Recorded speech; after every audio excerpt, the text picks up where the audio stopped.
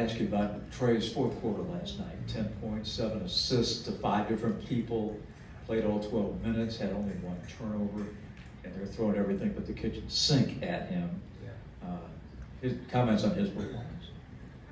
Yeah, I think it's one thing to have that type of productivity in terms of scoring and passing.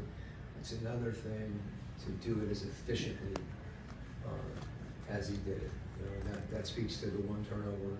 And as you said, he made a variety, of different plays, right down to like a shot fake, a pivot, and a 12-footer.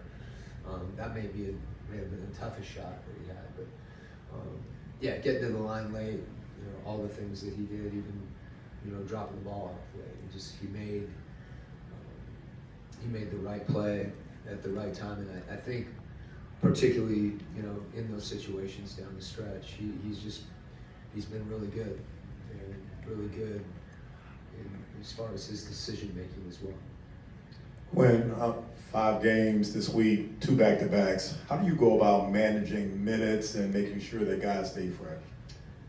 Yeah, I mean, you just do the best you can. I know I'm trying to be aware and conscious and sensitive to certain guys playing. Trey, for example, playing 40 minutes last night, and it was tough to take him out, given what Bob just said as well, the way that he was playing. But it has an impact. You have to kind of, you don't want to give, anyone a pass for, not, competing in a certain part of the game. But there's a reality to fatigue that is, it's something you have to manage. And probably need to get some guys quicker blows. That's something we thought of. Even a typical rotation doesn't necessarily apply. One of the challenges, you see it on some of the guys that play the heavy minutes, but on a relative basis, some guys that haven't played are suddenly playing significant minutes. So really being aware of some of those bumps and bruises and how they impact. But to be honest with you, a lot of us just got to get through it. There's nowhere to go. You just got to play and compete. And, the guys that you have to give everything they got when they're out there. And I think our group has done that. Do you see? Sorry,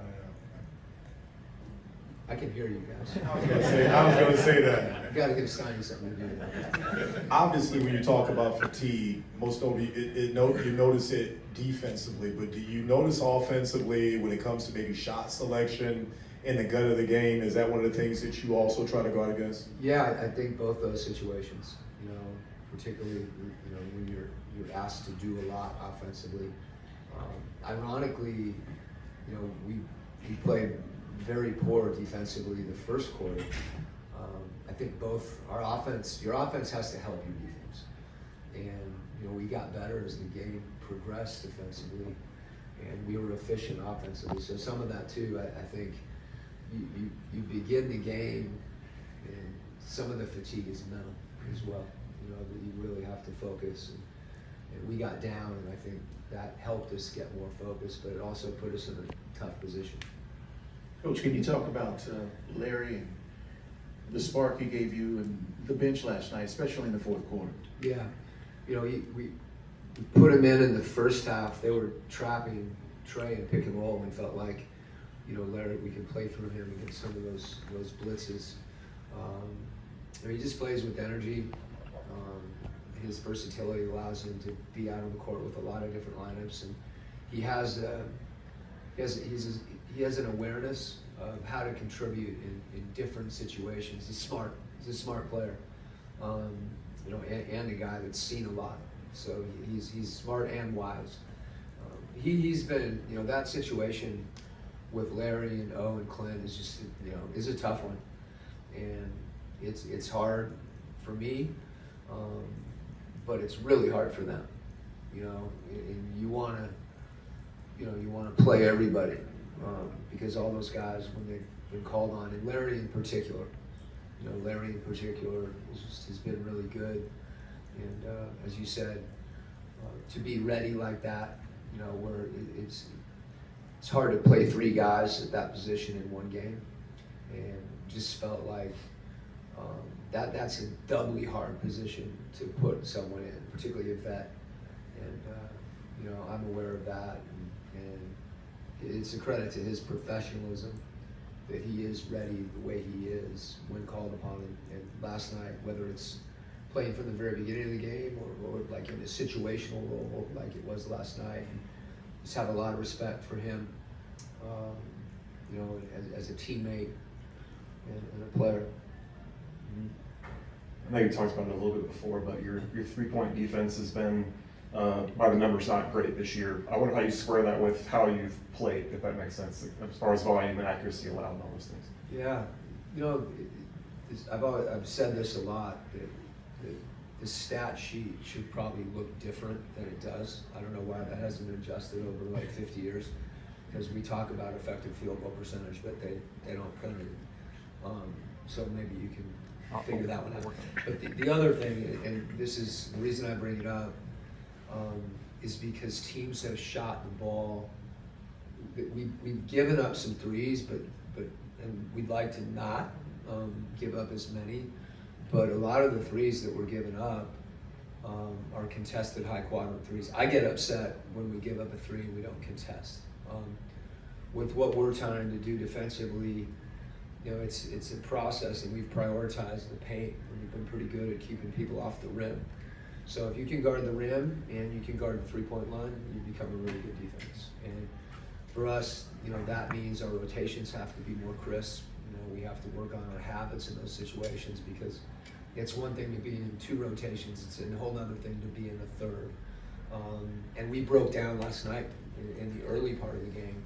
So it's just something we got to keep working on. And you know, fingers crossed that some of the averages will, you know, revert to the mean. That's not an excuse, but it's important, I think, from my standpoint as a coach, that there's certain things you want to react to, and other things that, you know, there's not all turnovers are created equal. You know, you can step on someone's foot and fall down and travel. That's very different than, you know, throwing an errant pass. So that's not the best analogy, but you know, I'm really conscious of what type of threes we're giving up, and whether we're making them hard. You know, and we can do better. Coach, Dyson is averaging around like 7.4 deflections a game. Leading the league in deflections, had 7 steals last night. Just how big is he been for what you've all been trying to do? Of course, you know, despite the 3-point defense and everything. Yeah, well, he's unique. You know, and I could just regurgitate what you said, because it really tells the story. Deflections are reflective of his activity, and the thing I've said that's impressive to me about that is, you know, usually when you get that many steals, it's because you're gambling. You know, you take yourself out of a play, and rarely does he take himself out of the play. I mean, he may not steal the ball, but he's still in position. So he's calculated with that, and he's so focused, and you know, it's unusual. It's you don't take it for granted. He brings it every night.